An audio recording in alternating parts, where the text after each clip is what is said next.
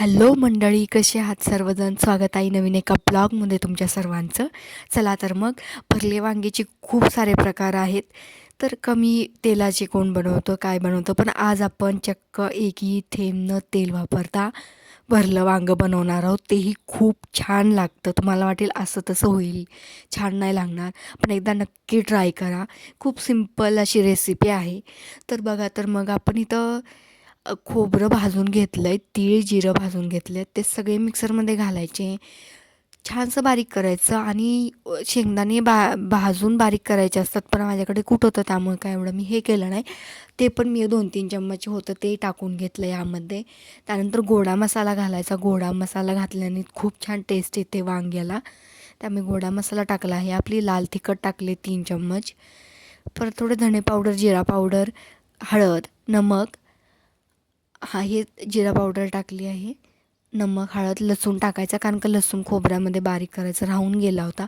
सगळं मिक्स करायचं, पण आपल्याला तेल नाही वापरायचं, त्यामुळे हे सगळं आणि एकदा मी मिक्सरमध्ये घालून बारीक करून घेतलं. ती एकसारखी आपण एखादा मसाला बनवतो ना, तसं बनलं होतं हे बघा. आणि ह्याला बाइंडिंग येण्यासाठी 1-2 चम्मच पाणी घालायचं. खूप छान होतं पाणी घालायचं. 2 चम्मच घालायचं, जास्त घालायचं नाही पाणी. छान असं 2 चम्मच पाणी घालायचं. आणि मम्मीनं आणले होते मक्याचे पाला असतो ना, तो आणला होता. त्याच्यावरती आपल्याला उकडायचे होते, त्यामुळे आपल्याला फक्त पाण्याची गरज होती, बाकी काहीच नव्हतं लागणार. हे बघा, मक्याचे आणले होते पानं, ते कट करून घ्यायचे. ऊसाचे असले तरी पण चालतात, कशाचे असले तर चालतात. ते पातेले घ्यायचे, पातेल्याकडे थोडं लक्ष देऊ नका, कारण का ते चुलीवर ठेवायचं पातेलं, त्यामुळे तसं झालं इथे. ते असं कट करून घालायचं त्यात, नाहीतर फोल्ड करून घालायचं. त्यावरती एक चांगला कपडा भिजवून घ्यायचा, तो घालायचा. आणि त्यात एक अर्धा लिटर, पाऊण लिटर होईल इतकं पाणी ओतायचं.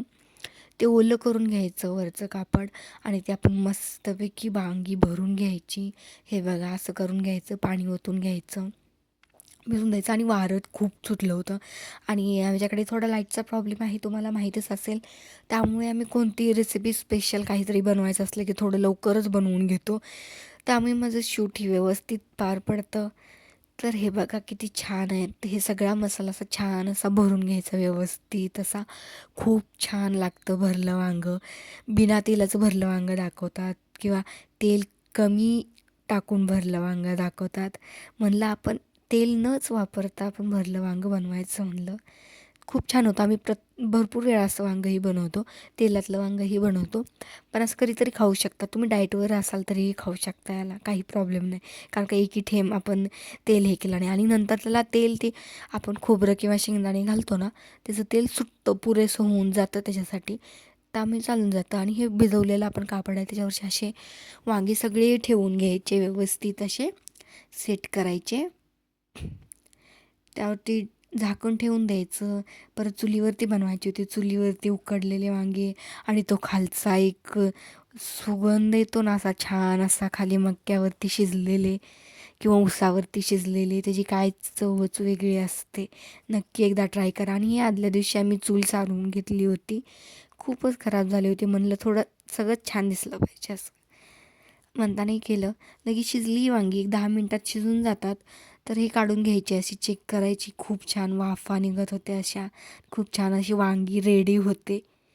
टेस्टलाही खूप छान झाली होती. नक्की एकदा ट्राय करा अशाच पद्धतीने वांगी. बघा किती छान झाले होते. आणि एक वांगं जवळ हे होतं, त्यामुळे ते अर्धच घेतलं आहे मी. तर हे बघा, अशा पद्धतीने आपली वांगीही तयार आहेत. भेटू नेक्स्ट ब्लॉगमध्ये. सो प्रियाला सबस्क्राईब केलं नसेल तर सबस्क्राईब करून घ्या. बाय.